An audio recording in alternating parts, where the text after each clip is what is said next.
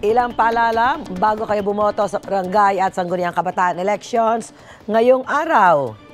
Yan, bago umalis ng bahay, i-check na mabuti ang inyong present finder at kung active voter pa ba kayo. Bisitahin ang COMELEC website at gamitin ang online present finder. Ayan, isa po sa mga payo ni COMELEC Chairman George Garcia, ilista na ang mga kandidatong iboboto nyo para wala kayong makalimutan. Yan. Pumunta rin daw ng maaga sa inyong voting precinct para agad matapos. Yan, tama, pagbukas niyan.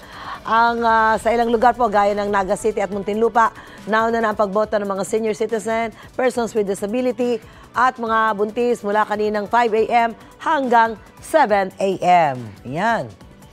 At kapag kayo po ay nasa voting center, gamitin ang ballot secrecy folder.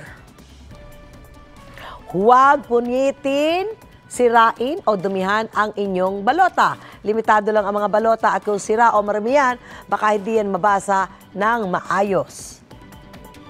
Huwag kuhanan ng litrato ang inyong balota dahil sagrado po ang inyong boto at paglabag po yan sa voter secrecy.